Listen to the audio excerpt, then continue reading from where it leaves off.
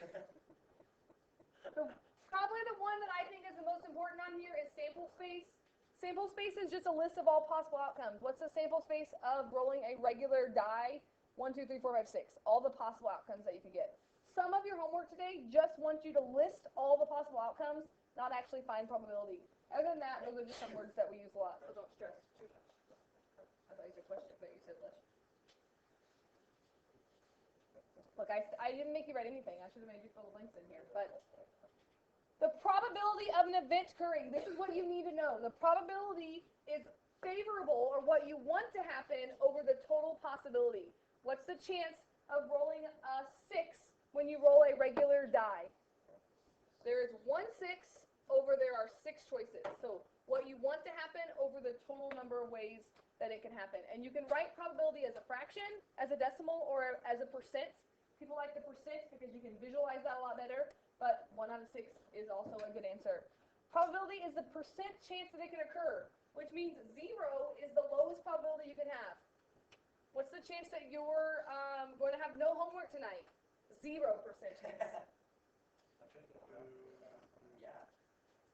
I'm going to be talking about these probably. 1 is the highest probability you can have. That's a 100% chance. What's the chance that you are going to have homework tonight? 1. It's going to happen. You're going to get it assigned. What's the chance you're going to do it? That's on the whole spectrum there between 0 to 1. Because who knows if you're doing it or not.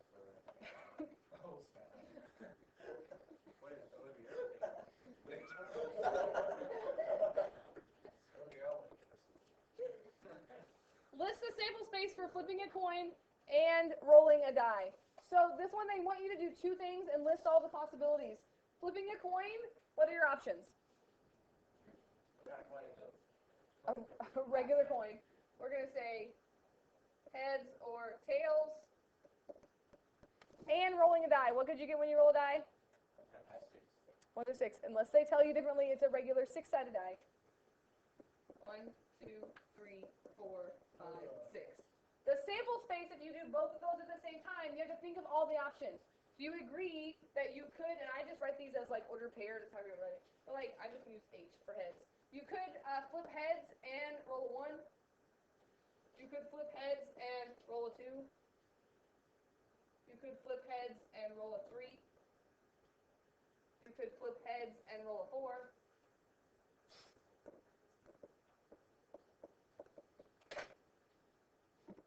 Is that all the options? No, we can do the same thing with tails, right?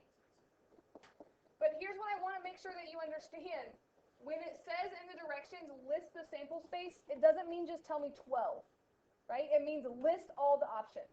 So the answer is all of these things, not just 12. I know, that's exciting, right? The nice thing is if you list all the options, and then it's easy to look at the possibilities of what if they ask you a question now, you can do it. But this would be the answer to that question. List the sample space. Questions about that?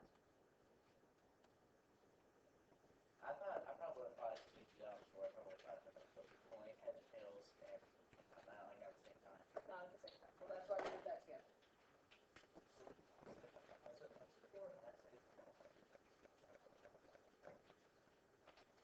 What grading? Oh, it's not bad. It's just, yeah. I'm sorry to exclude you, but In 6 hour, they started this new thing of saying quiet things to themselves a lot that are usually going to keep things up. I think they're just talking. So yesterday, Blaine said something to Lucas, and Lucas said, man, everyone's turning on you. They hate me in 6 hours. Whoa! You don't hate your second part. Yeah, you kind of just like Olivia before. We I like you. like Olivia and I'm working. No, we like you. We like him more. That's me next to that. I think you should hear. And you. Did you hear what you just told me? It's quiet about it. I'm quiet about it. I get in trouble for it.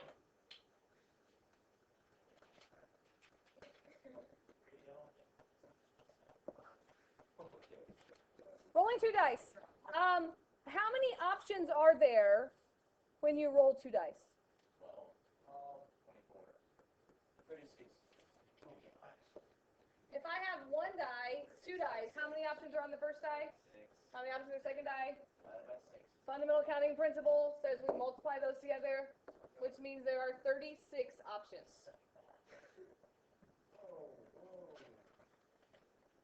So if I want to know the probability of rolling 2 dice and getting a sum of 8, let me just say, this is how I write probability problems. Probability of getting a sum of 8. And then I'm going to say, I know the bottom number is 36, because that's how many total ways there are. Now the question is, how many ways can you get a sum of 8? You just know that. Is that right? Yes. You seem so confident. 4 and 4. 3 and 5. 6 and 2. 5 and 3. 2 and 2. There's no 7 on the die. Oh, yeah. 8 and 0. So here's the issue that we have we have to discuss this of whether this matters. 3 and 5 and 5 and 3. Does it matter that the first die is 3, the second die is 5, the first die is 5, the second die is 3? And it's a tricky question sometimes. I think the best way to answer that question is think about there's 36 options. I think you have to include it if you say there's 36 options, because if you exclude those, we don't get 36 anymore. So you don't have to necessarily write this out, but I'm going to show you. I hate this. If you're dramatic, it looks like you're right on the board, though. Like that, first die, second die. And then I can say 2, 1, 2, 2, 2, 3, 2, 4, 2, 5, 2, 6. If you agree to get 36 options, I'm going to have to say that these two are different choices. Does that make sense? And so, if you ever see a question about 2 dice, you have to know that it's you can list it all out. I can keep writing if you want me to, but just know that it does matter. And you don't repeat 1 and 1 ever again, because it's just that's the only way you can get it is 1 and 1 time. So the answer is there are actually 5 ways that can happen, and that is a perfectly fine answer. 5 out of 36. If you want to know the percent chance of that, then you can change it to a decimal by taking 5 divided by 36. You can multiply 100 and write it as a percent. All of those are okay answers. I went ahead and did that just so you could see that that's like 0.14, which is 14% chance of throwing 2 dice and getting a sum of 8. Yes? Yeah. Moving on. I was close when I just randomly guessed 6, though. You're close. Look, I made it fill in the blank for you. Independent. If A and B are independent events, right? Independent means that they don't affect each other. And the probability that both will occur, like rolling a die and flipping a coin, those are independent. They don't affect each other. You always see the word and. So if you can write the probability with the word and in it, that means you should take the probability of A times the probability of B.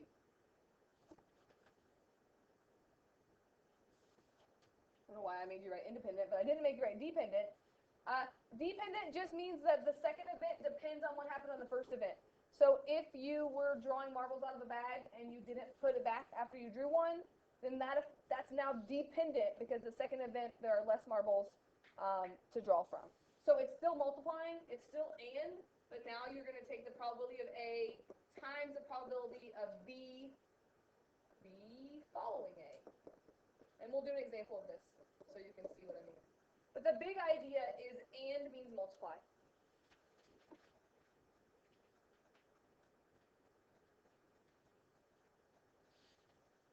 So pretty basic probability that I'm going to make you do for the most part. Find the probability of drawing a 7 from a deck of cards, putting it back, and then drawing another 7. Is that independent event or dependent event? Independent, because I put the card back. Something else I always learn through probability is some people don't know how many cards are in a deck of cards. 52. There are 4 suits, 13 of each one. I realize how much people don't play cards these days every time I teach probability, but I always say no one had, you didn't have like a mean parent or sibling if they, like when I was a kid, they would say, hey, you want to play 52 card pick? And I'm like, yeah, and then they throw the cards on the floor and say, here, pick them up. Like that's how I knew there were 52 cards. Like smoke or fire. I don't know what that means. It's like you bend the card and say, okay, it's black card, it's smoke. Just take it off, it's like a fire, you look fire the card better. You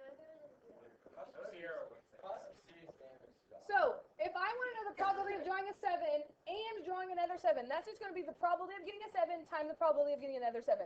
How many 7s are there in a deck of cards? 4 out of how many cards? 52. And then I put it back. So how many cards are left now? Still 52. And how many 7s are still there? 4. And you can use that fancy fraction button if you'd like. 4 over 52 times 4 over 52. 1 over 169.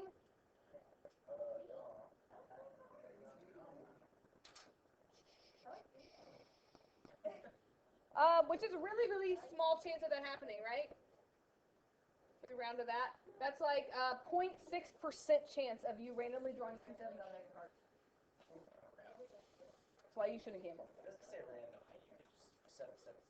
We're assuming we assume that all of this is random probability, like it's not cheating. We're not stacking the deck. Then you are taking probability. That's what happens. Right? That's how people win at gambling, because the chance of you winning is zilcho. But when you do win, it's because probability, like it's chance. There is a chance that you could be that 1 in 169 that it happens. Or in terms of like winning the Powerball, like you have a better chance of getting hit by lightning twice in your life than winning the Powerball, but people win it. I've seen but people get hit by lightning twice on video. It's better chance. What about this? Find the probability of drawing a 7 from a deck of cards, keeping it, then drawing another 7. Is that independent or dependent? Dependent, because we didn't put the 7 back.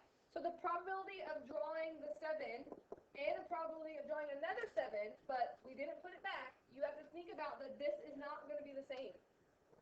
So it's still 4 out of 52 for the first 7, but how many cards are left now? Yeah, there's only 3 7s left, and there's only 51 cards in the deck left. So that is a dependent event.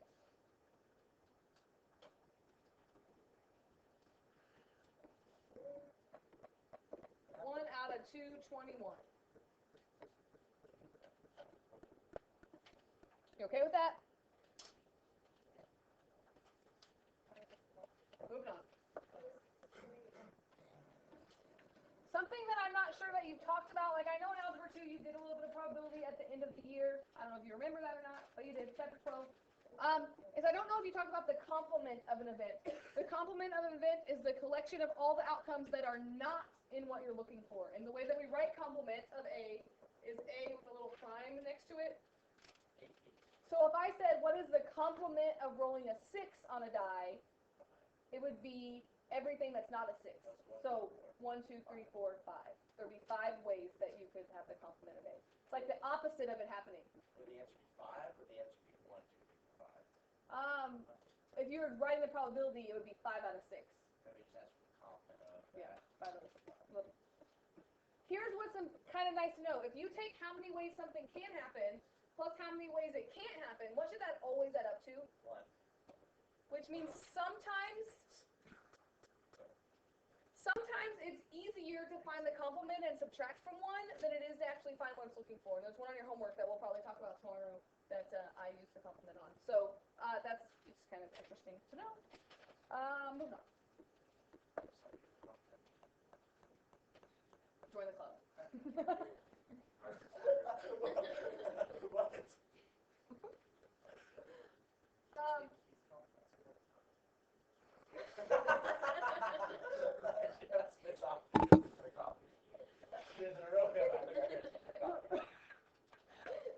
Probability of the union of two.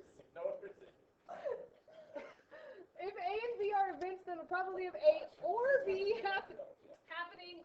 This is a nice math symbol. Have we ever used that symbol before? No. We have, actually, when we do domain.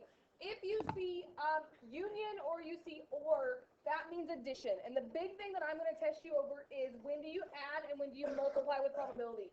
If it is or union, then you have to add. So you have to think about, look at this fancy math talk here I have. The probability, let's write this out, of A or B happening, you have to take the probability of A plus the probability of B, but you have to subtract out when A and B can happen at the same time. So this actually is a lovely little math symbol. Bridge. That means intersection. Yeah. And basically it means when A and B happen at the same time. Have you ever done Venn diagrams? That was like a standard Second grade? That's kind of what this is saying. So if you have A and you have B, and you count up all the ways A can happen, and you count up all the ways B can happen, if you don't subtract out where they overlap, then you've counted some things twice. Some things don't happen at the same time. Like one of some things. This is 0. Oh, I just want to quit today. I'll spit it out. Some things are mutually exclusive, is what I'm trying to say. Some things there is no intersection, right? Some things you have A and you have B and you don't have to subtract anything. I think it's a smart idea to just think of this, and if you subtract 0, then you still get the right answer. Cards are my favorite example for this, because could I say, how many ways could I draw a red card or a heart? Do you agree that that could happen at the same time? Yeah. How many ways can I draw a diamond or a spade? Could that happen at the same time?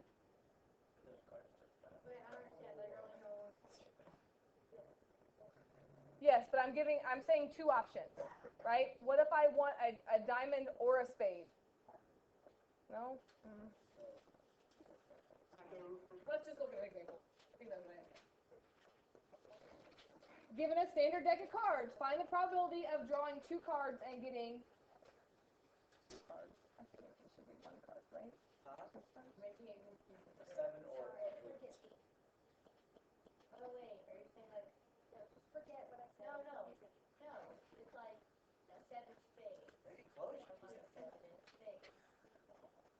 That's what you forgot. Yeah, let's look at how about a 7 or a heart? Could you draw a card that's both a 7 and a heart? Sure you can. So you have to think about how many ways can you draw 7s? And what's the answer to that? 4. 4 out of 52. Oh my God. Plus, how many hearts are there in a deck of cards? 4.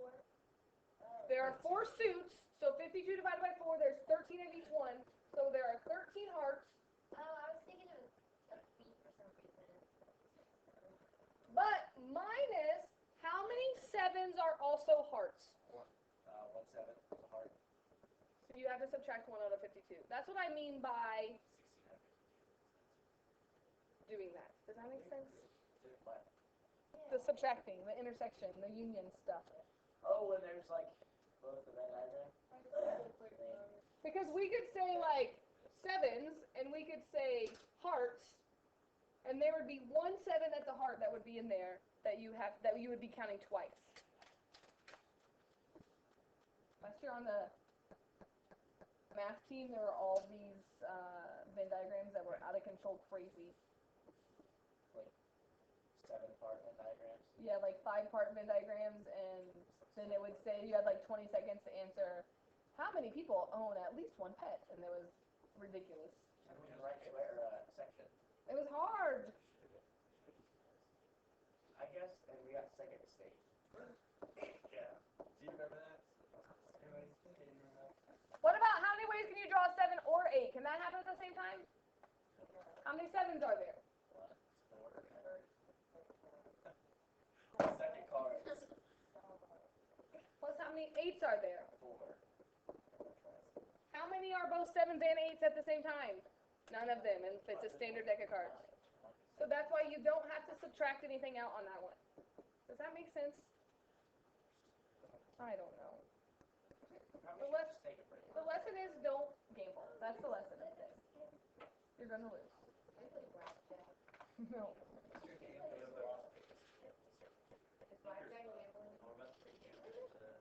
I love Euchre. Euchre is so much fun. Euchre is so much fun. Plus, it's nice to learn how to spell euchre. I feel like most people don't know how to spell euchre. If you've never played euchre, it's a fun game, but you have to think about it sometimes. It is isolated. Well, it's very similar to Rook. But Rook has its own deck of cards, but Rook is very similar. Because I knew how to play Rook, then I learned how to play euchre. But with euchre, you have a standard deck of cards, but you only use the ace, king, queen, jack, 10, 9 of each suit. So you don't use anything below 9 of each suit. and you get 5 cards. It says find the probability of getting a hand of all spades, which would be a really good hand. But this is kind of tricky because it's not just going to be like over 52. You have to think about all the different hands that you could be dealt. How many total cards do we have? 24. So to find my total amount, I think I'm going to have to do a combination. 24 choose, how many cards am I dealing out every time? 5.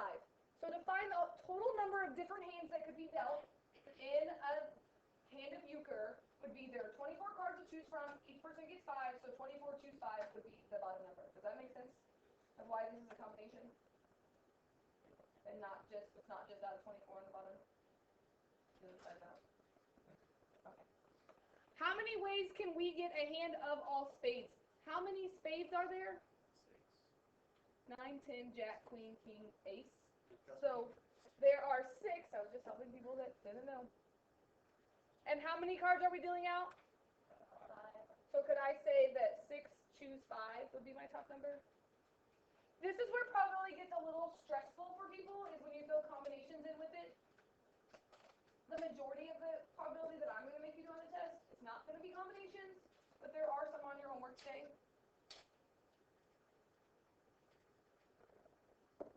That's just 6, right? The bottom number is really big, though. Is that true?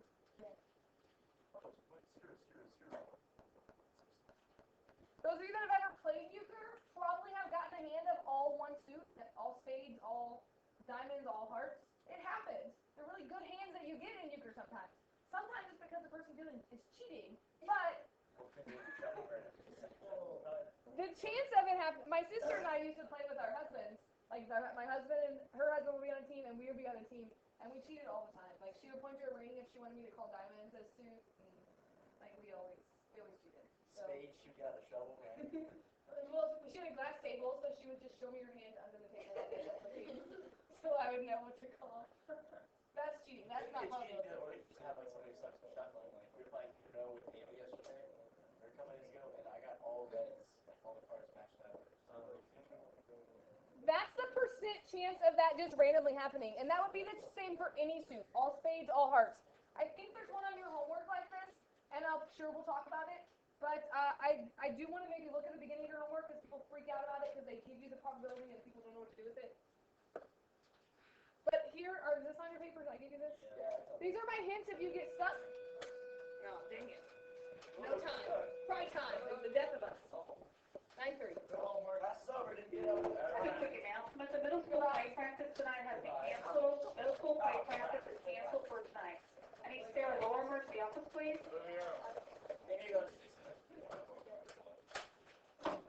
Hey, nice catch.